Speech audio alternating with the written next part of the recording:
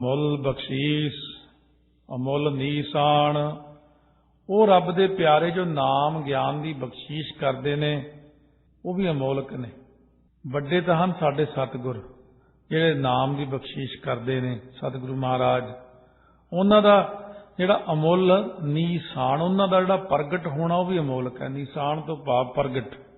ਉਹਨਾਂ ਨੂੰ ਜੋ ਸਰੂਪ ਦੀ ਬਖਸ਼ਿਸ਼ ਹੋਈ ਰੱਬ ਦੇ ਪਿਆਰਿਆਂ ਨੂੰ ਉਹ ਵੀ ਅਮੋਲਕ ਹੈ, ਅਮੁੱਲ ਬਖਸ਼ੀਸ਼।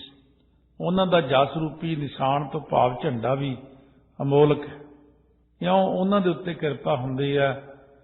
ਅਮੁੱਲ ਬਖਸ਼ਿਸ਼ ਅਕਾਲ ਪੁਰਖ ਕਰਦੇ ਨੇ ਤੇ ਨਿਸ਼ਾਨ ਉਹਨਾਂ ਦੇ ਮਸਤਕ 'ਚ ਪ੍ਰਗਟ ਹੋ ਜਾਂਦਾ ਹੈ। ਇਸ ਤਰ੍ਹਾਂ ਦੂਰੋਂ ਪਤਾ ਲੱਗ ਜਾਂਦਾ ਹੈ ਕਿ ਕਿੰਨੇ ਭਗਤੀ ਦਾ ਮਾਲਕ ਹੈ ਇਹ।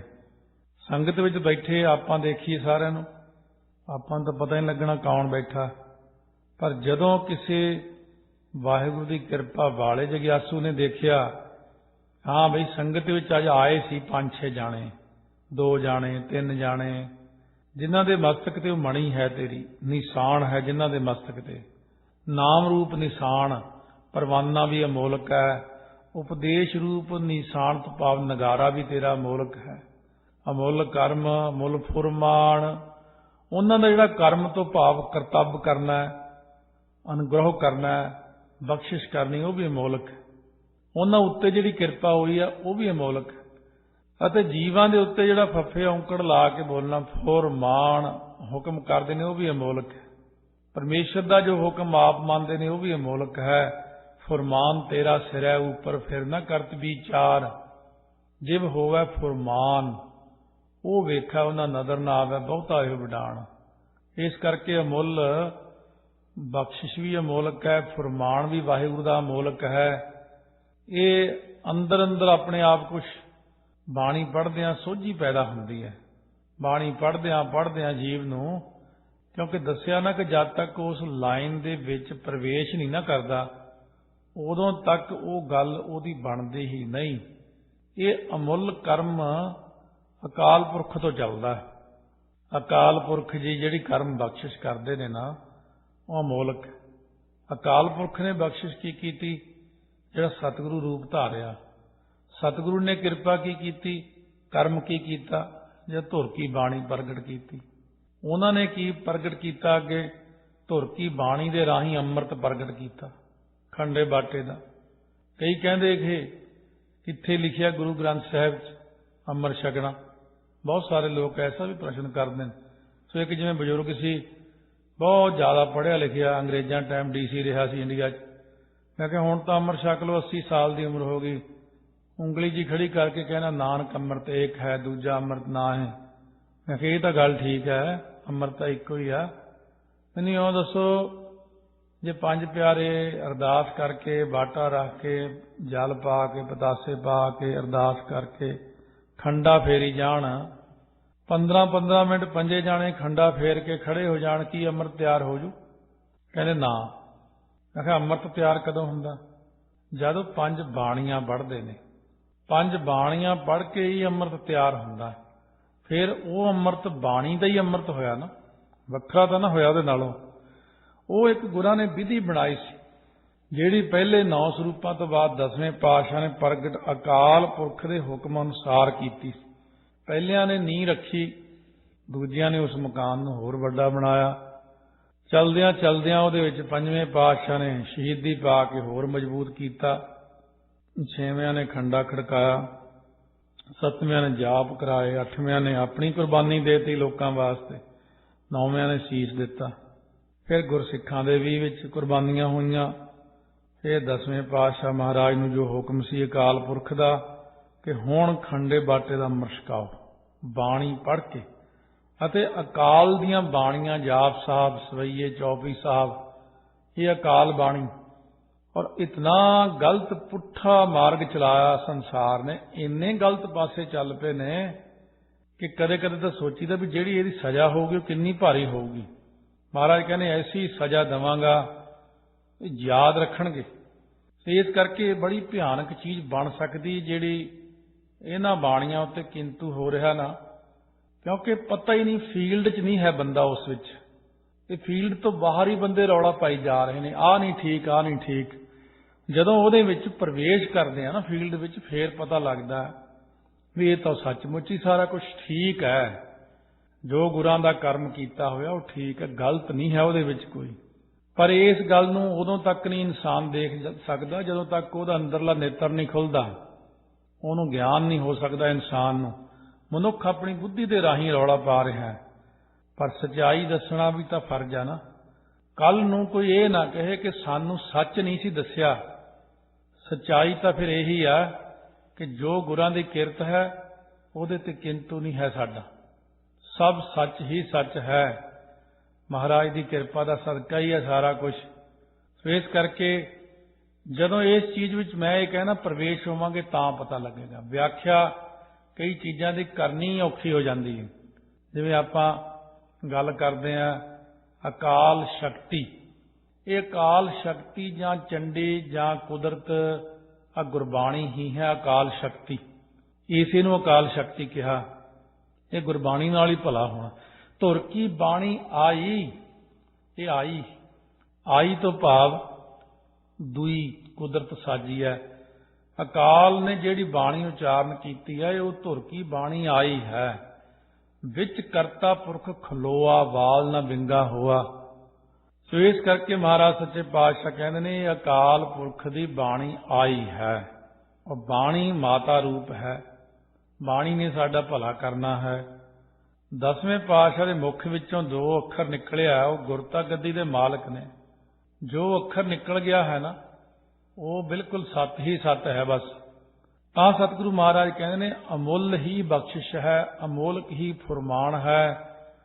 ਮਹਾਰਾਜ ਨੇ ਜੋ ਬਚਨ ਕਰ ਦਿੱਤਾ ਹੈ, ਅਮੁੱਲੋ ਅਮੁੱਲ ਆਖਿਆ ਨਾ ਜਾਏ। ਉਹ ਪਰਮੇਸ਼ਰ ਅਮੁੱਲੋ ਅਮੁੱਲ, ਅਮੋਲਕ ਤੋਂ ਵੀ ਅਮੋਲਕ ਹੈ, ਨਿਰਮਲ ਤੋਂ ਵੀ ਨਿਰਮਲ ਹੈ, ਮੁੱਲ ਤੋਂ ਰਹਿਤ ਹੈ, ਉਹ ਕਿਹਾ ਨਹੀਂ ਜਾ ਸਕਦਾ। ਭਗਤ ਕਬੀਰ ਜੀ ਕੋਲੇ ਥਾਲੀ ਵਿੱਚ ਪਾ ਕੇ, ਕਈ ਥਾਲੀਆਂ 'ਚ ਪਾ ਕੇ ਇੱਕ ਸੇਠ ਲਿਆਇਆ, ਹੀਰੇ, ਇਹ ਮੋਤੀ, ਜਵਾਹਰਾਤ, ਸੋਨੇ ਦੀਆਂ ਮੋਹਰਾਂ। ਕਹਿੰਦੇ ਇਹ ਲਿਆਇਆ ਭਾਈ। ਕਹਿੰਦੇ ਮੈਨੂੰ ਪਤਾ ਲੱਗਿਆ ਤੁਹਾਨੂੰ ਪਰਮਾਤਮਾ ਮਿਲੇ ਹੋਏ ਨੇ, ਤੁਸੀਂ ਮੇਰੇ ਕੋਲੋਂ ਆਹ ਸਾਰੀਆਂ ਚੀਜ਼ਾਂ ਲੈ ਲਓ, ਮੈਨੂੰ ਪਰਮਾਤਮਾ ਨਾਲ ਮਿਲਾ ਦਿਓ। ਕਬੀਰ ਜੀ ਹੱਸ ਕੇ ਕਹਿੰਦੇ ਕੰਚਨ ਸਿਉ ਪਾਈਐ ਨਹੀਂ ਤੋਲ, ਮਨ ਦੇ ਰਾਮ ਲਿਆ ਹੈ ਮੋਲ। ਕਹਿੰਦੇ ਮਨ ਦੇ ਕੇ ਪਰਮਾਤਮਾ ਮਿਲਦਾ ਹੈ, ਸੋਨੇ ਚਾਂਦੀ ਨਾਲ ਮਿਲਦਾ ਹੁੰਦਾ ਫਿਰ ਤਾਂ ਰਾਜੇ ਮਹਾਰਾਜੇ ਰੱਬ ਨੂੰ ਲੈ ਲੈਂਦੇ, ਫਿਰ ਗਰੀਬ ਆਦਮੀ ਤਾਂ ਫੇਰ ਰਹਿ ਜਾਂਦਾ। ਇਸ ਕਰਕੇ ਮਹਾਰਾਜ ਕਹਿੰਦੇ ਨੇ ਮੈਲ ਤੋਂ ਰਹਿਤ ਪਵਿੱਤਰ ਰੂਪ ਹੈ ਪਰਮਾਤਮਾ, ਉਹਦਾ ਸਾਰਾ ਜਸ ਕਥਨ ਨਹੀਂ ਕੀਤਾ ਜਾ ਸਕਦਾ। ਅਮੁੱਲੋ ਅਮੁੱਲ ਆਖਿਆ ਨਾ ਜਾਏ। ਵਾਹਿਗੁਰੂ ਦੀ ਮਾਇਆ ਅਚਰਜ ਹੀ ਹੈ। ਦੇਖੋ ਮਨੁੱਖਾਂ ਦੇ ਉੱਤੇ ਕਿਵੇਂ ਪਰਦਾ ਪਾ ਦਿੰਦੀ ਹੈ। ਜਿਨ੍ਹਾਂ ਨੂੰ ਤਾਰਨਾ ਉਹਨਾਂ ਨੂੰ ਸੋਝੀ ਕਰ ਦਿੰਦੇ ਨੇ, ਜਿਨ੍ਹਾਂ ਨੂੰ ਤਾਰਨਾ ਨਹੀਂ ਉਹਨਾਂ ਉੱਤੇ ਪਰਦਾ ਪਾ ਦਿੰਦੇ ਨੇ, ਉਹਨਾਂ ਦੇ ਦਿਮਾਗ ਦੇ ਉੱਤੇ ਪਰਦਾ ਪੈ ਜਾਂਦਾ। ਸੋ ਇਸ ਕਰਕੇ ਅਵਿਦਿਆ ਦਾ ਪਰਦਾ ਪੈਣ ਕਰਕੇ ਸਾਰੀ ਦੁਨੀਆ ਨੂੰ ਧੋਖਾ ਜਿਹਾ ਮਹਿਸੂਸ ਹੋ ਰਿਹਾ। ਇੱਕ ਇਹ ਵੀ ਗਲਤ ਹੈ, ਆਹ ਚੀਜ਼ ਨਹੀਂ ਠੀਕ ਹੈ। ਪਰ ਵਾਸਤਵ ਦੇ ਦੇਖੋ, ਵਾਹਿਗੁਰੂ ਵੱਲ ਦੇਖੋ, ਪਰਮਾਤਮਾ ਵੱਲ ਦੇਖੋ। ਪਰਮਾਤਮਾ ਨੇ ਹੀ ਸਭ ਕੁਝ ਠੀਕ ਕੀਤਾ, ਜੋ ਕੁਝ ਕੀਤਾ ਸਭ ਠੀਕ ਕੀਤਾ, ਜੋ ਦਿੱਤਾ ਸੋ ਸਭ ਠੀਕ ਦਿੱਤਾ ਆਪਾਂ ਨੂੰ। ਜਿਨ੍ਹਾਂ ਦੀ ਸ਼ਰਧਾ ਇਉਂ ਟਿਕ ਗਈ ਕਿ ਸਭ ਠੀਕ ਹੈ ਬਸ, ਫੇਰ ਤਾਂ ਸਭ ਠੀਕ ਹੀ ਹੋ ਜਾਣਾ। ਤੇ ਜਿਨ੍ਹਾਂ ਨੇ ਕਿੰਤੂ ਕਰ ਲਏ, ਸ਼ੰਕਾਵਾਂ ਕਰ ਲਈਆਂ, ਉਹਨਾਂ ਦਾ ਐਂਡ ਬਹੁਤ ਮਾੜਾ। ਆਪ ਹੀ ਦੇਖ ਲੈਣਗੇ ਉਹ, ਆਪਾਂ ਨੂੰ ਕਹਿਣ ਦੀ ਵੀ ਲੋੜ ਨਹੀਂ ਪੈਣੀ, ਸਾਰਾ ਕੁਝ ਸਾਹਮਣੇ ਹੀ ਆ ਜਾਣਾ। ਜ਼ਿੰਦਗੀ ਬਥੇਰੀ ਪਈ ਆ ਹਲੇ ਉਹਨਾਂ ਦੀ ਵੀ, ਆਪਣੀ ਵੀ, ਆਪਾਂ ਵੀ ਦੇਖਾਂਗੇ, ਉਹ ਵੀ ਦੇਖਣਗੇ। ਆਖ ਆਖ ਰਹੇ ਲਿਵ ਲਾਏ, ਕਈ ਉਹਦੇ ਜਸ ਨੂੰ ਕਹਿ ਕਹਿ ਕੇ ਉਹ 'ਚ ਲਿਵ ਲਾਉਂਦੇ ਨੇ। ਆਖ ਆਖ ਕੀ ਕਹਿੰਦੇ ਨੇ? ਬੇਅੰਤ ਹੈ, ਬੇਅੰਤ ਹੈ। ਕੀ ਕਹਿੰਦੇ? ਵਾਹਿਗੁਰੂ ਵਾਹਿਗੁਰੂ, ਤੂੰ ਹੀ ਤੂੰ ਹੀ ਤੂੰ ਹੀ ਕਰਦੇ, ਉਹ 'ਚ ਲਿਵ ਲਾ ਲੈਂਦੇ ਨੇ। ਜਿਨ੍ਹਾਂ ਨੇ ਆਖਿਆ ਉਹਨਾਂ ਦੁਆਰੇ ਆਖ ਕੇ ਲਿਵ ਲਗਾ ਰਹੇ ਨੇ। ਮੁੱਖ ਦੁਆਰੇ ਆਖ ਕੇ, ਆਖ ਤੋਂ ਭਾਵ ਮੁੱਖ ਹੁੰਦਾ, ਮੁੱਖ ਦੁਆਰੇ ਆਖ ਆਖ ਕੇ ਲਿਵ ਲਾ ਰਹੇ ਨੇ। ਇਸ ਕਰਕੇ ਸਾਰੇ ਹੀ ਲਿਵ ਲਾ ਰਹੇ ਹੋ ਪਰਮਾਤਮਾ ਦੇ ਵਿੱਚ। ਕੌਣ ਕੌਣ ਜੀ? ਆਖੈ ਵੇਦ ਪਾਠ ਪੁਰਾਣ, ਵੇਦਾਂ ਤੇ ਪੁਰਾਣਾਂ ਦੇ ਪਾਠ ਉਹਦੇ ਜਸ ਨੂੰ ਆਖੈ ਤੋਂ ਭਾਵ ਕਹਿੰਦੇ ਨੇ, ਆਖਦੇ ਨੇ, ਵਾਹਿਗੁਰੂ ਦਾ ਜਸ ਕਰਦੇ ਨੇ। ਵੇਦ ਪੁਰਾਣ ਜਾਸ ਗੁਣ ਗਾਵਤ ਤਾਕੋ ਨਾਮ ਹੀ ਹੈ ਮੁ ਧਰ ਰੇ। ਵੇਦ ਪਾਠੀ ਅਤੇ ਪ੍ਰਾਣ ਪਾਠੀ ਸਭ ਉਹਦੇ ਜਸ ਨੂੰ ਕਹਿੰਦੇ ਨੇ।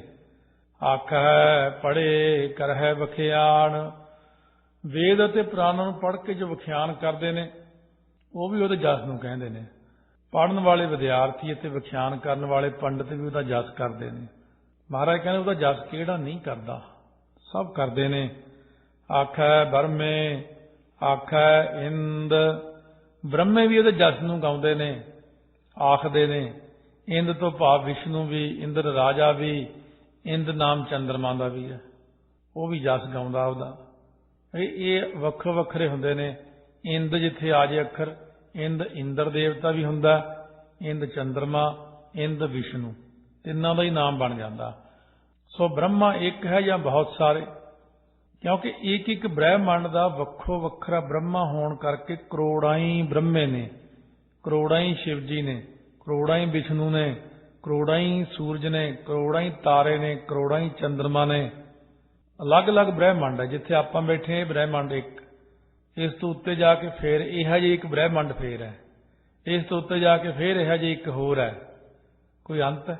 ਕੋਟ ਬ੍ਰਹਿਮੰਡ ਕੋ ਠਾਕੁਰ ਸੁਆਮੀ, ਸਰਬ ਜੀਆਂ ਕਾ ਦਾਤਾਰੇ।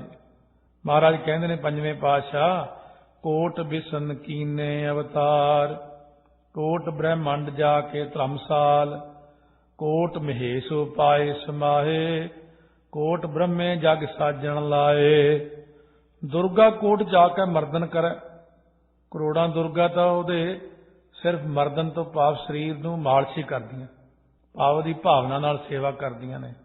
ਕਰੋੜਾਂ ਸੂਰਜ, ਕਰੋੜਾਂ ਹਰ ਚੀਜ਼ ਹੀ ਕੋਟ ਹੈ। ਸੋ ਐਸਾ ਲੜੀਵਾਰ ਕਥਾ ਵਿੱਚ ਆਵੇਗਾ ਬਹੁਤ ਦੇਰ ਬਾਅਦ ਚੱਲ ਕੇ, ਕਿੰਨਾ ਕੁਛ ਆਵੇਗਾ। ਆਖੈ ਗੋਪੀ ਤੈ ਗੋਵਿੰਦ। ਗੋਪੀ ਤੋਂ ਭਾਵ ਇਸਤਰੀਆਂ ਮਾਤਰ ਅਤੇ ਗੋਵਿੰਦ ਪੁਰਸ਼ ਮਾਤਰ, ਸਭ ਲੋਕ ਉਹਦੇ ਜਸ ਨੂੰ ਗਾਉਂਦੇ ਨੇ। ਗੋਪੀ ਤਾਂ ਗੋਪੀਆਂ ਤੈ ਜੋ ਭਾਵ ਜੋ ਕ੍ਰਿਸ਼ਨ ਜੀ ਆਦਿਕ ਵੀ ਗੋਪੀਆਂ, ਗੋਬਿੰਦ ਕ੍ਰਿਸ਼ਨ ਜੀ ਤੇ ਗੋਪੀਆਂ ਗਾ ਰਹੀਆਂ। ਪਹਿਲਾਂ ਤਾਂ ਕ੍ਰਿਸ਼ਨ ਜੀ ਨੇ, ਉਹਨਾਂ ਦਾ ਇੱਕ ਵੱਖਰਾ ਢੰਗ ਸੀ। ਪਹਿਲਾਂ ਤਾਂ ਜੀਵਾਂ ਨੂੰ ਦੁਨੀਆ ਦੀਆਂ ਸਾਰੀਆਂ ਚੀਜ਼ਾਂ ਦਿਖਾ ਕੇ ਰਜਾ ਦਿੱਤਾ। ਬਾਅਦ ਚ ਕ੍ਰਿਸ਼ਨ ਜੀ ਕਹਿੰਦੇ ਇਹਨਾਂ ਚੀਜ਼ਾਂ ਤੋਂ ਵੀ ਉੱਤੇ ਇੱਕ ਆਨੰਦ ਹੈ। ਕਹਿੰਦੇ ਉਹ ਕਿਹੜਾ? ਕਹਿੰਦੇ ਨਾਮ ਦਾ। ਫੇਰ ਬਿਠਾ ਕੇ ਸਾਰਿਆਂ ਨੂੰ ਨਾਮ ਦਾ ਗਿਆਨ ਦਿੱਤਾ। ਜਦ ਨਾਮ ਦਾ ਗਿਆਨ ਦਿੱਤਾ, ਕਿਉਂਕਿ ਮਨ ਹੋਰ ਪਾਸਿਓਂ ਸਾਰੇ ਕਿਤੇ ਰੱਜਿਆ ਹੋਇਆ ਸੀ, ਮਨ ਕਿਤੇ ਜਾਂਦਾ ਹੀ ਨਹੀਂ ਹੋ। ਜਦੋਂ ਨਾਮ ਦਾ ਗਿਆਨ ਦਿੱਤਾ ਤਾਂ ਸਾਰਿਆਂ ਨੂੰ ਤਾਰ ਵੀ ਦਿੱਤਾ। ਇਸ ਕਰਕੇ ਉਦੋਂ ਕਹਿੰਦੇ ਨੇ ਆਖੈ ਗੋਪੀ ਤੈ ਗੋਵਿੰਦ। ਗੋਪੀ ਤੋਂ ਭਾਵ ਇੰਦਰੀਆਂ, ਗੋਵਿੰਦ ਤੋਂ ਭਾਵ ਅੰਤःਕਰਨ। ਗੋਪੀਆਂ ਤੇ ਗੋਵਿੰਦ ਗਵਾਲੇ ਵੀ। ਇਸ ਕਰਕੇ ਪ੍ਰਮਾਤਮਾ ਨੂੰ ਸਾਰੇ ਕੋਈ ਗਾਉਂਦੇ ਨੇ।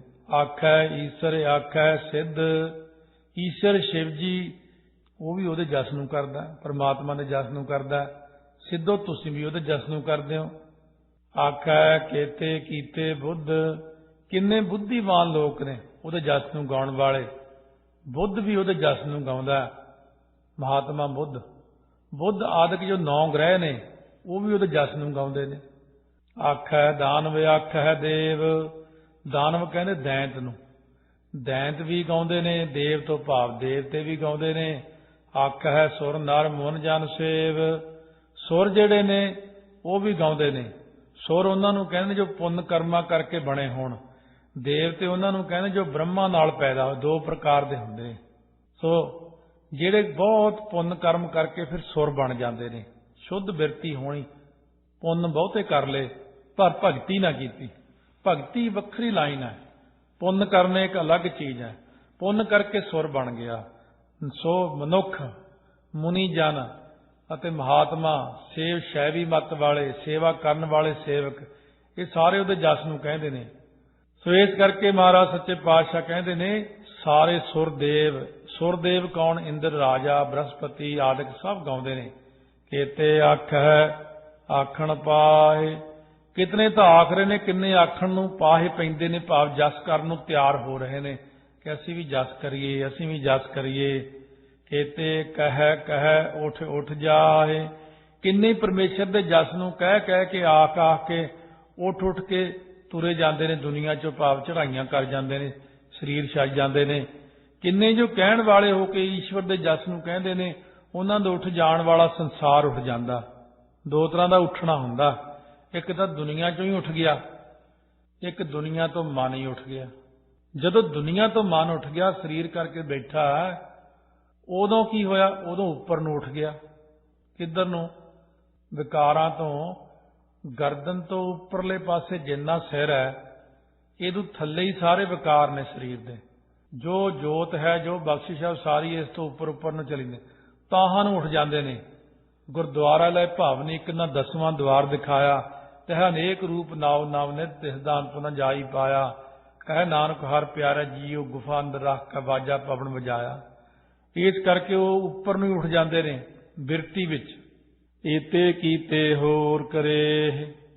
ਮਹਾਰਾਜ ਕਹਿੰਦੇ ਭਾਈ ਸਿੱਧੋ, ਅਸੀਂ ਇੰਨੇ ਕੁ ਤਾਂ ਗਿਣ ਦਿੱਤੇ ਨੇ, ਇੰਨੇ ਤਾਂ ਅਸੀਂ ਗਿਣਤੀ ਕਰ ਦਿੱਤੀ। ਜੇ ਹੋਰ ਵੀ ਗਿਣਨਾ ਕਰੀਏ ਤਾਂ ਅੰਤ ਤਾਂ ਕੋਈ ਨਹੀਂ ਨਾ ਹੈ ਬੰਦਿਆਂ ਦਾ, ਕਿਉਂਕਿ ਅੰਤ ਕਿੱਥੋਂ ਤੱਕ ਪਾਵਾਂਗੇ ਆਪਾਂ? ਇਸ ਧਰਤੀ ਉੱਤੇ ਹੀ ਨਹੀਂ ਅੰਤ ਪੈ ਸਕਦਾ, ਦੂਜੀਆਂ ਧਰਤੀਆਂ ਦਾ ਅੰਤ ਕਿਵੇਂ ਪਾ ਸਕਦੇ ਆ? ਕਿੰਨੇ ਕੁ ਹੋਰ ਲੱਗੇ ਹੋਏ ਨੇ ਨਾਮ ਜਪਣ, ਕਿੰਨੇ ਕੁ ਬਿਰਤੀਵਾਨ ਨੇ। ਕਈ ਕੁ ਬੰਦੇ ਐਸੇ ਦੁਨੀਆ 'ਚ ਆਉਂਦੇ ਨੇ ਜਿਨ੍ਹਾਂ ਦਾ ਕਿਸੇ ਨੂੰ ਵੀ ਸਾਰੀ ਜ਼ਿੰਦਗੀ ਹੀ ਨਹੀਂ ਪਤਾ ਲੱਗਦਾ ਵੀ ਇਹ ਬੰਦੇ ਦੀ ਅਵਸਥਾ ਕਿੱਡੀ ਹੈ। ਕਈ ਤਾਂ ਬਹੁਤੇ ਹੀ ਗੁਪਤ ਜ਼ਿਆਦਾ ਆਉਂਦੇ ਨੇ। ਕਈਆਂ ਬਾਰੇ ਤਾਂ ਆਪਾਂ ਨੂੰ ਮਾੜਾ ਮਾੜਾ ਪਤਾ ਲੱਗਣ ਲੱਗ ਜਾਂਦਾ ਕਿ ਬੰਦਾ ਭਗਤੀ ਕਰਦਾ ਜਾਂ ਕਿਸੇ ਅਵਸਥਾ ਚਲਿਆ ਗਿਆ। ਕਈ ਬੰਦੇ ਬਾਹਰੀ ਦਿਖਾਵਾ ਐਸਾ ਕਰੀ ਜਾਂਦੇ ਨੇ ਕਿ ਬਾਹਰੋਂ ਦੇਖਣ ਮਾਤਰ ਲੱਗਦੇ ਹੀ ਨਹੀਂ ਕਿ ਆਸਤਕ ਹੋਣਗੇ, ਦਿਖਾਵਾ ਹੀ ਨਾਸਤਕ ਵਾਲਾ ਕਰੀ ਜਾਂਦੇ ਨੇ। ਪਰ ਅੰਦਰੋਂ ਉਹਨਾਂ ਦੇ ਰੰਗ ਲੱਗਿਆ, ਅੰਦਰੋਂ ਰੰਗੇ ਪਏ ਨੇ, ਪਰ ਉਹਨਾਂ ਨੂੰ ਕੋਈ ਅੱਗੇ ਦੱਸਣ ਵਾਲਾ ਨਹੀਂ ਕਈ ਵਾਰ ਮਿਲਦਾ। ਇਸ ਕਰਕੇ ਉਹ ਥੋੜਾ ਥੋੜਾ ਸ਼ੰਕਿਆਂ ਵਿੱਚ, ਭਰਮ ਵਿੱਚ ਵੀ ਪਏ ਰਹਿੰਦੇ ਨੇ। ਜੇ ਕਿਤੇ ਉਹਨਾਂ ਨੂੰ ਦੱਸਣ ਵਾਲਾ ਮਿਲ ਜਾਵੇ ਕਿ ਅੱਗੇ ਤੋਂ ਤਰੱਕੀ ਕਿਵੇਂ ਕਰਨੀ ਹੈ, ਕਿਉਂਕਿ ਕਈਆਂ ਨੂੰ ਰਸਤਿਆਂ 'ਚ ਰੁਕਾਵਟਾਂ ਬੜੀਆਂ ਖੜੀਆਂ ਹੋ ਜਾਂਦੀਆਂ ਨੇ। ਰਸਤੇ ਦੀ ਰੁਕਾਵਟ ਬਹੁਤ ਤੰਗ ਕਰਦੀ। ਜਦੋਂ ਭਗਤੀ ਕਰਕੇ ਉੱਪਰ ਨੂੰ ਉੱਠਣ ਲੱਗਦੇ ਨੇ ਤਾਂ ਦੇਵਤੇ ਆ ਜਾਂਦੇ ਨੇ। ਜਿਵੇਂ ਚੰਗੇ ਖਿਡਾਰੀ ਨੂੰ ਹਰੇਕ ਮਹਿਕਮਾ ਹੀ ਖਿੱਚਦਾ, ਕਿਉਂ ਭਗਤੀ ਵਾਲਿਆਂ ਨੂੰ ਵੀ ਦੇਵਤੇ ਖਿੱਚ, ਤੂੰ ਸਾਡੇ ਵੱਲ ਆ ਜਾ, ਤੂੰ ਸਾਡੇ ਵੱਲ ਆ ਜਾ। ਬ੍ਰਹਮਾ ਕਹਿੰਦਾ ਤੂੰ ਮੇਰੇ ਵੱਲ ਆ ਜਾ, ਵਿਸ਼ਨੂੰ ਕਹਿੰਦਾ ਮੇਰੇ ਵੱਲ ਆ ਜਾ, ਹੋਰ ਪੀਰ ਪੈਗੰਬਰ ਕਹਿੰਦੇ ਸਾਡੇ ਵੱਲ ਆ ਜਾ। ਜਿਵੇਂ ਸਿੱਧਾਂ ਨੇ ਗੁਰੂ ਨਾਨਕ ਦੇਵ ਜੀ ਨੂੰ ਕੋਸ਼ਿਸ਼ ਕੀਤੀ, ਤੁਸੀਂ ਸਾਡੇ ਵੱਲ ਆ ਜਾਓ, ਸਾਡਾ ਧਰਮ ਗ੍ਰਹਿਣ ਕਰ ਲਓ, ਸਾਡਾ ਨਾਂ ਉਜਿਆਲਾ ਕਰੋਗੇ। ਚੰਗੇ ਪੁਰਸ਼ ਨੂੰ ਹਰੇਕ ਹੀ ਕਹਿਣਾ ਸਾਡੇ ਵੱਲ ਆ ਜਾ। ਤਾਈਓ ਆ ਜਿਹੜੇ ਭਗਤੀ ਕਰਦੇ ਨੇ, ਸ਼ੁਰੂ 'ਚ ਉਹਨਾਂ ਦੇ ਮੂਹਰੇ ਬਹੁਤ ਚੀਜ਼ਾਂ ਖੜ੍ਹਦੀਆਂ ਆ ਕੇ, ਉਹ ਰੁਕਾਵਟ ਹੀ ਪਾਈ ਜਾਂਦੇ ਨੇ ਆ ਕੇ। ਪਰ ਉਹਨਾਂ ਦੀ ਪਰਵਾਹ ਨਾ ਕਰਦਿਆਂ ਹੋਇਆਂ ਜੇ ਅੱਗੇ ਨੂੰ ਵੱਧਦਾ ਤੁਰਿਆ ਜਾਵੇ, ਕਿਉਂ ਤਾਂ ਰਿੱਧੀਆਂ ਸਿੱਧੀਆਂ ਬਹੁਤ ਖੜ ਜਾਂਦੀਆਂ ਆ ਕੇ, ਉਹ ਵੀ ਤਾਂ ਮਾਇਆ ਹੀ ਹੁੰਦੀ ਹੈ। ਜਾਂ ਤਾਂ ਦੇਵਤੇ ਹੀ ਬਹੁਤ ਖੜ ਜਾਂਦੇ ਨੇ ਆ ਕੇ ਹੱਥ ਜੋੜ ਕੇ, ਉਹ ਵੀ ਤਾਂ ਮਾਇਆ ਹੀ ਹੈ। ਪਰਮੇਸ਼ਰ ਨੇ ਤਾਂ ਦੇਖਣਾ ਹੈ ਕਿ ਕਿੱਥੇ ਕੱਟਕਦਾ ਜਾ ਕੇ। ਪਰ ਜੇ ਨਿਸ਼ਾਨਾ ਸਿੱਧਾ ਰੱਖ ਕੇ ਪ੍ਰਮਾਤਮਾ ਦੀ ਪ੍ਰਾਪਤੀ ਵੱਲ ਨੂੰ ਤੁਰਿਆ ਜਾਵੇ ਨਾ, ਤਾਂ ਫਿਰ ਮਹਾਰਾਜ ਦੀ ਕਿਰਪਾ ਨਾਲ ਰਸਤਾ ਮਿਲਦਾ ਹੀ ਤੁਰਿਆ ਜਾਂਦਾ। ਮਹਾਰਾਜ ਕਹਿੰਦੇ ਏਤੇ ਕੀਤੇ ਹੋਰ ਕਰੇ ਤਾਂ ਆਖ ਨਾ ਸਕੈ ਕਈ, ਕਿ ਇਤਨੇ ਤਾਂ ਪਰਮੇਸ਼ਰ ਜਸ ਨੂੰ ਵਰਣਨ ਕਰਦੇ ਨੇ। ਜੇ ਹੋਰ ਵੀ ਨਾਮ ਨੂੰ ਵਰਣਨ ਕਰਨ ਤਾਂ ਕੀ ਉਹ ਕਈ ਕੁ ਆਖ ਸਕਦੇ ਨੇ ਉਸਦੇ ਪ੍ਰਮਾਤਮਾ ਨੂੰ ਕਿੰਨਾ ਕੁ ਵੱਡਾ, ਕਿਤਨੇ ਕੁ ਨਾਮ ਨੇ ਪ੍ਰਮਾਤਮਾ ਦੇ। ਇਸ ਕਰਕੇ ਉਹਦੇ ਨਾਮ ਨੂੰ ਕਥਨ ਕਰਨਾ ਬਹੁਤ ਔਖਾ। ਜੇਵੜ ਭਾਵੈ ਤੇਵੜ ਹੋਏ। ਉਹ ਪ੍ਰਮਾਤਮਾ ਨੂੰ ਜੇਵੜ ਭਾਵ ਜਿੱਡਾ ਵੱਡਾ ਹੋਣਾ ਭਾਵੈ ਪਾਉਂਦਾ ਹੈ, ਤੇਵੜ ਓਡਾ ਵੱਡਾ ਹੀ ਹੋ ਜਾਂਦਾ, ਹੋਰ ਵੱਡਾ ਹੋ ਜਾਂਦਾ। ਸੋ ਇਸ ਕਰਕੇ ਜਿਵੇਂ ਗੁਰੂ ਨਾਨਕ ਦੇਵ ਜੀ ਚਲੇ ਜਾ ਰਹੇ ਸੀ ਦੇਸ਼ਾਂ ਦਸਾਂਤਾਂ ਰਟਨ ਕਰਦਿਆਂ, ਰਸਤੇ ਦੇ ਵਿੱਚ ਮਹਾਰਾਜ ਸੱਚੇ ਪਾਤਸ਼ਾਹ ਨੂੰ ਭਾਈ ਮਰਦਾਨਾ ਕਹਿਣ ਲੱਗਿਆ, ਭੁੱਖ ਲੱਗੀ ਮਹਾਰਾਜ। ਕਹਿੰਦੇ ਮਰਦਾਨਾ ਇਹ ਜੰਗਲ ਬੜਾ ਖਤਰਨਾਕ, ਭੁੱਖ ਤਾਂ ਤੈਨੂੰ ਲੱਗੀ ਧਿਆਨ ਨਾਲ। ਕਹਿੰਦਾ ਨਹੀਂ ਜੀ ਮੈਂ ਫਲ ਫਰੂਟ ਦੇ ਕੇ ਖਾ ਲਵਾਂਗਾ। ਕਹਿੰਦੇ ਚੱਲ ਕੋਈ ਗੱਲ ਨਹੀਂ। ਜਦ ਅੱਗੇ ਗਿਆ, ਕਾਫੀ ਦੂਰ ਨਿਕਲ ਗਿਆ, ਬਹੁਤ ਆਕਾਰ ਦਾ ਵੱਡਾ ਦੈਂਤ ਆ ਗਿਆ। ਉਹਨੇ ਸਿੱਧਾ ਹੀ ਚੁੱਕ ਕੇ ਮੂੰਹ 'ਚ ਹੀ ਪਾ ਲਿਆ, ਇੰਨਾ ਵੱਡਾ ਕੱਦ ਸੀ ਉਹਦਾ।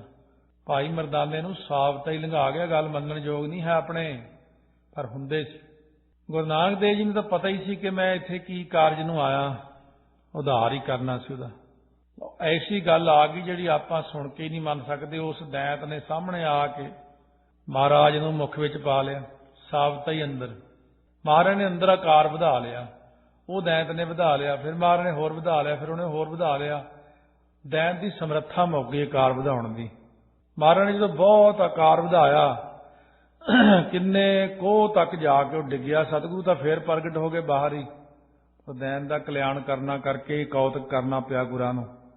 ਇਸ ਕਰਕੇ ਮਹਾਰਾਜ ਕਹਿੰਦੇ ਜੀਵੜ ਭਾਵੈ ਤਿਵੜ ਹੋਏ। ਜਿਨ੍ਹਾਂ ਨੂੰ ਦਰਸ਼ਨ ਦਿੰਦੇ ਨੇ ਮਹਾਰਾਜ ਕਹਿੰਦੇ ਮੈਨੂੰ ਇੰਨਾ ਕੁ ਨਾ ਸਮਝ ਨਹੀਂ ਬੰਦੇ ਵਰਗਾ, मेरा कद पता किन्ना, फिर दिखा भी दिंदे ने सारे ब्रह्मंडां 'ਚ व्यापक।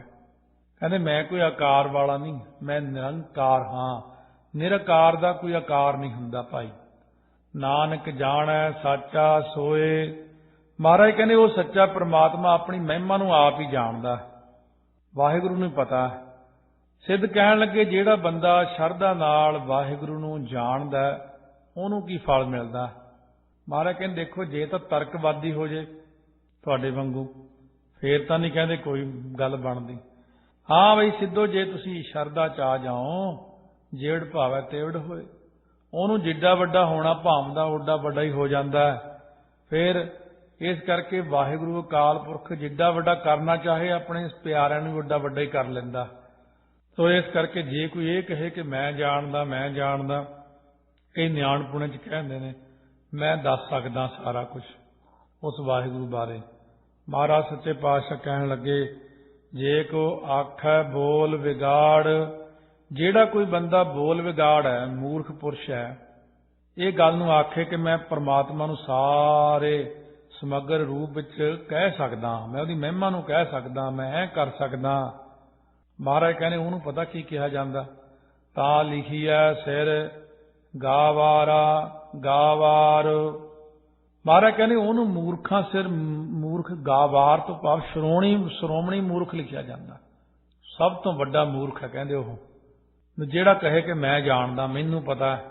ਕਹਿੰਦੇ ਤੂੰ ਤਾਂ ਬੋਲ ਵਿਗਾੜ ਹੈ, ਤੈਨੂੰ ਤਾਂ ਇਹਨਾਂ ਗੱਲਾਂ ਦਾ ਪਤਾ ਹੀ ਨਹੀਂ, ਜਦ ਤੂੰ ਉਸ ਦੇ ਵਿੱਚ ਹੀ ਨਹੀਂ ਪ੍ਰਵੇਸ਼ ਹੋਇਆ, ਭਗਤੀ ਮਾਰਗ ਵਿੱਚ ਪ੍ਰਵੇਸ਼ ਨਹੀਂ ਹੋਇਆ।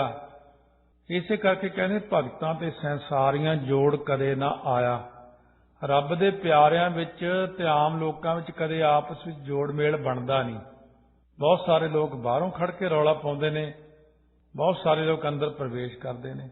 ਅਸਲ ਵਿੱਚ ਪ੍ਰਚਾਰ ਦੀ ਵੀ ਕਮੀ, ਬਹੁਤ ਜ਼ਿਆਦਾ ਪ੍ਰਚਾਰ ਦੀ ਕਮੀ ਹੈ ਸੰਸਾਰ ਦੇ ਅੰਦਰ। ਇਹ ਗੱਲ ਇਸ ਤਰ੍ਹਾਂ ਜਾਣੀਏ ਵੀ ਜਿਵੇਂ ਬਹੁਤ ਸਾਰੇ ਲੋਕਾਂ ਨੂੰ ਪਤਾ ਹੀ ਨਹੀਂ ਗੁਰਦੁਆਰਾ ਸਾਹਿਬ ਦੇ ਵਿੱਚ ਕੀ ਹੁੰਦਾ, ਗੁਰੂ ਗ੍ਰੰਥ ਸਾਹਿਬ ਮਹਾਰਾਜ ਕੀ ਨੇ, ਕੀ ਪ੍ਰਚਾਰ ਹੋ ਰਿਹਾ, ਕੀ ਭਗਤੀ ਹੈ, ਕੀ ਭਾਵਨਾ ਹੈ। ਸੋ ਜਿਵੇਂ ਇੱਕ ਵਾਰ ਪਟਿਆਲੇ ਕਥਾ ਕੀਤੀ ਸੀ ਮਿਲਟਰੀ ਏਰੀਏ 'ਚ ਗੁਰੂ ਨਾਨਕ ਸਾਹਿਬ ਦੇ ਗੁਰਪੁਰਬ ਤੇ, ਜਦੋਂ ਸਾਰੀ ਕਥਾ ਸੁਣਾਈ ਉਹਨਾਂ ਨੂੰ, ਉਹ ਸਾਰੇ ਸਾਰੀ ਪਲਟਨ ਹਿੰਦੀ ਜਾਣਦੀ ਸੀ ਜ਼ਿਆਦਾ, 5-6 ਗੁਰਸਿੱਖ ਸੀ ਉਹਦੇ 'ਚ, ਗੁਰਪੁਰਬ ਮਨਾਇਆ ਮਿਲ ਕੇ। ਜਦੋਂ ਹਿੰਦੀ 'ਚ ਹੀ ਸਾਰੀ ਕਥਾ ਕੀਤੀ ਤਾਂ ਉਸ ਵਕਤ ਕਮਾਂਡਰ ਉੱਠਿਆ, ਸ਼ਾਮ ਦੇ ਰਹਿਣ ਵਾਲਾ ਸੀ। ਉਹ ਕਹਿੰਦਾ ਮੈਨੂੰ ਹੁਣ ਪਤਾ ਲੱਗਿਆ ਵੀ ਗੁਰੂ ਘਰ 'ਚ ਇੰਨਾ ਗਿਆਨ ਵੀ ਹੈ। ਪਹਿਲੇ ਦਿਨ ਕਹਿੰਦਾ ਅੱਜ ਮੈਂ ਸੁਣਿਆ ਕਥਾ ਗੁਰੂ ਗ੍ਰੰਥ ਸਾਹਿਬ ਦੀ। ਕਹਿੰਦਾ ਮੈਂ ਸੋਚਦਾ ਸੀ ਗੁਰਦੁਆਰੇ ਜਾਂਦੇ ਆ, ਮੱਥਾ ਟੇਕਦੇ ਆ, ਇੱਕ ਤਾਂ ਉੱਥੇ ਪ੍ਰਸ਼ਾਦ ਮਿਲਦਾ, ਇੱਕ ਉੱਥੇ ਲੰਗਰ ਹੁੰਦਾ, ਇੱਕ ਮੰਜਾ ਬਿਸਤਰਾ ਮਿਲ ਜਾਂਦਾ ਸੌਣ ਨੂੰ। ਕਹਿੰਦਾ ਆਹ ਨਾ ਸੀ ਪਤਾ ਵੀ ਇੱਥੇ ਇੰਨਾ ਗਿਆਨ ਵੀ ਹੈ। ਸੋ ਇਸ ਕਰਕੇ ਜਿੰਨਾ ਗਿਆਨ ਗੁਰੂ ਗ੍ਰੰਥ ਸਾਹਿਬ 'ਚ ਹੈ, ਜਿੰਨਾ ਗਿਆਨ ਸਤਿਗੁਰਾਂ ਦੇ ਕੋਲ ਹੈ, ਇੰਨਾ ਤਾਂ ਗਿਆਨ ਕਿਤੇ ਵੀ ਨਹੀਂ। ਇੱਥੋਂ ਦੇ ਇੱਕ ਸੂਈ ਦੇ ਨੱਕੇ ਤੇ ਰੱਖ ਕੇ ਗਿਆਨ ਬਾਹਰ ਲੈ ਜਾਈਏ, ਦੁਨੀਆ ਕੋਲ ਉਹਦਾ ਵੀ ਕਰੋੜਵਾਂ ਹਿੱਸਾ ਵੀ ਨਹੀਂ ਗਿਆਨ, ਕਿਉਂਕਿ ਇੱਥੋਂ ਵਾਲਾ ਗਿਆਨ ਹੀ ਵੱਖਰਾ। ਇਹ ਗਿਆਨ ਸਭ ਤੋਂ ਸ਼੍ਰੋਮਣੀ ਗਿਆਨ ਹੈ ਮਹਾਰਾਜ ਦਾ। ਪਰ ਗੱਲ ਤੇ ਇਹ ਹੈ ਵੀ ਇਹ ਗਿਆਨ ਆਪਾਂ ਫੈਲਾ ਹੀ ਨਹੀਂ ਸਕੇ, ਵੰਡ ਨਹੀਂ ਸਕੇ, ਦੁਨੀਆ ਨੂੰ ਦਿਖਾ ਹੀ ਨਹੀਂ ਸਕੇ। ਸਾਡੀ ਲੜਾਈਆਂ ਹੀ ਨਹੀਂ ਮੁੱਕਦੀਆਂ, ਅਸੀਂ ਤਾਂ ਨੈਗੇਟਿਵ ਪਾਸੇ ਹੀ ਜ਼ਿਆਦਾ ਦਿਖਾਏ ਦੁਨੀਆ ਨੂੰ ਹੁਣ ਤੱਕ। ਸਿੱਖ ਨੇ ਆਪਣਾ ਅਸਲੀ ਰੂਪ ਦਿਖਾਇਆ ਹੀ ਨਹੀਂ। ਕੋਈ ਸਿੱਖ ਹੋਇਆ ਜੋ ਚਰਖੜੀ ਤੇ ਚੜਿਆ, ਭਾਈ ਤਾਰੂ ਸਿੰਘ ਵਰਗਿਆਂ ਨੇ ਖੋਪੜੀ ਲਹਾਈ, ਉਹਨਾਂ ਨੇ ਦਿਖਾਇਆ ਕਿ ਸਿੱਖ ਕੀ ਹੁੰਦਾ, ਅਸਲ ਗਿਆਨ ਕੀ। ਭਾਈ ਮਨੀ ਸਿੰਘ ਨੇ ਦਿਖਾਇਆ, ਬਾਬਾ ਦੀਪ ਸਿੰਘ ਨੇ ਦਿਖਾਇਆ, ਉਹਨਾਂ ਨੇ ਦਿਖਾਇਆ, ਭਾਈ ਮਤੀ ਦਾਸ ਉਹਨਾਂ ਨੇ ਆਰੇ ਨਾਲ ਸੀਸ ਚਰਾ ਲਿਆ ਆਪਣਾ, ਉਹਨਾਂ ਨੇ ਸਿੱਖੀ ਨੂੰ ਸਹੀ ਮਾਰਗ ਦੇ ਨਾਲ ਦਿਖਾਇਆ ਕਿ ਸਿੱਖ ਕੀ ਚੀਜ਼ ਹੁੰਦੀ ਹੈ। ਜਾਂ ਬ੍ਰਹਮ ਗਿਆਨੀ ਵੱਡੇ ਵੱਡੇ ਹੋਏ ਨੇ, ਉਹਨਾਂ ਨੇ ਬਾਬਾ ਬੁੱਢਾ ਜੀ ਨੇ ਦਿਖਾਇਆ ਸਿੱਖੀ ਕੀ ਹੈ। ਮਹਾਰਾਜ ਕਹਿੰਦੇ ਬਾਬਾ ਤੇਰਾ ਨਾਂ ਲੈਣ ਨਾਲ ਹੀ ਸਿੱਖੀ ਮਿਲ ਜਾ ਕਰੇਗੀ ਸਿੱਖ ਨੂੰ। ਪਰ ਜਿਹੜੇ ਹੁਣ ਸਿੱਖ ਨੇ ਇਹਨਾਂ ਨੇ ਕੀ ਦਿਖਾਇਆ, ਇਹ ਇਹਨਾਂ ਨੇ ਕੁਝ ਵੀ ਨਹੀਂ ਦਿਖਾਇਆ। ਇੰਨਾ ਨੈਗੇਟਿਵ ਪਾਸਾ ਦਿਖਾਇਆ ਕਿ ਦੁਨੀਆ ਉਹੀ ਪਾਸਾ ਹੀ ਦੇਖੀ ਜਾਂਦੀ, ਪੰਜਾਬ ਵਿੱਚ ਵੀ ਬਾਹਰ ਵੀ, ਬਿਲਕੁਲ ਘਾਣ ਕਰਕੇ ਰੱਖਤਾ। ਔਰ ਜੋ ਗੁਰੂ ਗ੍ਰੰਥ ਸਾਹਿਬ ਦਾ ਗਿਆਨ ਸੀ ਉਹ ਦਿਖਾਇਆ ਹੀ ਨਹੀਂ ਕਿਸੇ ਨੂੰ, ਤੇ ਜਿਹੜੀ ਰਹਿਤ ਮਰਿਆਦਾ ਸੀ ਉਹ ਵੀ ਨਹੀਂ ਕਿਸੇ ਨੂੰ ਦਿਖਾਈ। ਰਹਿਤ ਮਰਿਆਦਾ ਗੁਰੂ ਸਾਹਿਬ ਦਾ ਗਿਆਨ, ਇਸੇ ਕਰਕੇ ਫਿਰ ਖਾ ਰਹੇ ਨੇ ਮਾਰ। ਤਾਂ ਸਤਿਗੁਰੂ ਕਿਰਪਾ ਕਰਨ, ਫੇਰ ਸੋਝੀਆਂ ਪਾ ਦੇਣ ਸਾਰੀ ਸੰਗਤ ਨੂੰ, ਸਾਰਿਆਂ ਉੱਤੇ ਮਿਹਰ ਕਰਨ ਜਿਸ ਕਰਕੇ ਆਪਾਂ ਮਹਾਰਾਜ ਨੂੰ ਚੰਗੀ ਤਰ੍ਹਾਂ ਸਮਝ ਸਕੀਏ ਅਤੇ ਆਪਣੇ ਜੀਵਨ ਨੂੰ ਹੋਰ ਉੱਚਾ ਬਣਾ ਸਕੀਏ। ਸਤਿਗੁਰੂ ਦੇ ਆਸ਼ਿਆਂ ਅਨੁਸਾਰ ਚੱਲ ਕੇ ਸਾਰੇ ਸੰਸਾਰ ਨੂੰ ਦਿਖਾ ਸਕੀਏ। ਇਹ ਹੈ ਸਿੱਖ। ਇਹ ਸਿੱਖ ਜਿਹੜਾ ਹੁੰਦਾ ਕੈਸਾ ਹੁੰਦਾ? ਇੱਕ ਸਿੱਖ ਦਾ ਜੀਵਨ ਪੂਰਨ ਰੂਪ ਵਿੱਚ ਇੱਕ ਮਹਾਤਮਾ ਵਾਲਾ, ਇੱਕ ਸਿਪਾਹੀ ਵਾਲਾ, ਇੱਕ ਪਰਉਪਕਾਰੀ ਜੀਵਨ, ਸੰਸਾਰ ਦੇ ਉੱਤੇ ਪਰਉਪਕਾਰੀ ਰੱਬ ਦੇ ਪਿਆਰੇ ਗੁਰਸਿੱਖ। ਇਸ ਤਰ੍ਹਾਂ ਮਹਾਰਾਜ ਕਹਿੰਦੇ ਨੇ ਉਹ ਸਭ ਚੀਜ਼ਾਂ ਮਿਲਦੀਆਂ ਨਾਮ ਦੇ ਨਾਲ। ਅਮੋਲਕ ਨਾਮ ਦਾ ਵਪਾਰ ਕਰੀਏ ਮਿਲ ਕੇ ਸਾਰੇ। ਫਿਰ ਸਤਿਗੁਰੂ ਸੱਚੇ ਪਾਤਸ਼ਾਹ ਕਿਰਪਾ ਕਰਨਗੇ ਸਾਰਿਆਂ ਤੇ। ਸੋ ਇਸੇ ਪ੍ਰਕਾਰ ਅੱਗੇ ਕੱਲ ਸ਼ਰਵਣ ਕਰਾਂਗੇ। ਆਓ ਅਮੋਲਕ ਵਪਾਰ ਕਰੀਏ ਮਿਲ ਕੇ। ਵਾਹਿਗੁਰੂ ਵਾਹਿਗੁਰੂ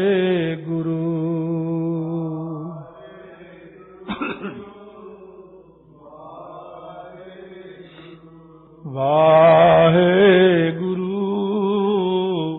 ਵਾਹਿਗੁਰੂ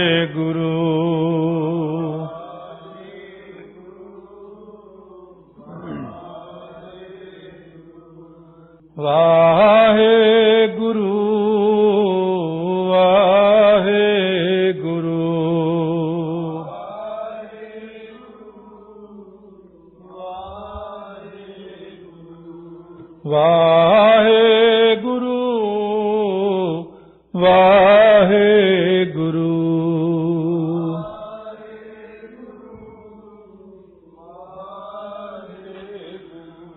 ਵਾਹਿਗੁਰੂ ਵਾਹਿਗੁਰੂ ਵਾਹਿਗੁਰੂ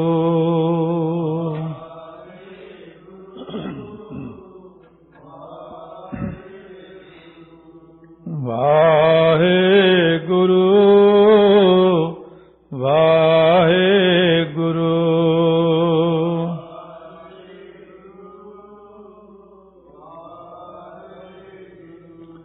ਗੁਰਪੂਰੈ ਮੇਰੀ ਰਾਖ ਲਈ, ਗੁਰਪੂਰੈ ਮੇਰੀ ਰਾਖ ਲਈ, ਗੁਰਪੂਰੈ ਮੇਰੀ ਰਾਖ ਲਈ।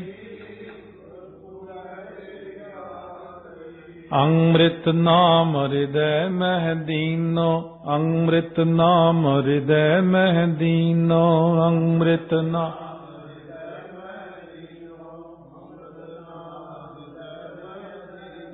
ਜਨਮ ਜਨਮ ਕੀ ਮੈਲ ਗਈ, ਜਨਮ ਜਨਮ ਕੀ ਮੈਲ ਗਈ, ਜਨਮ ਜਨਮ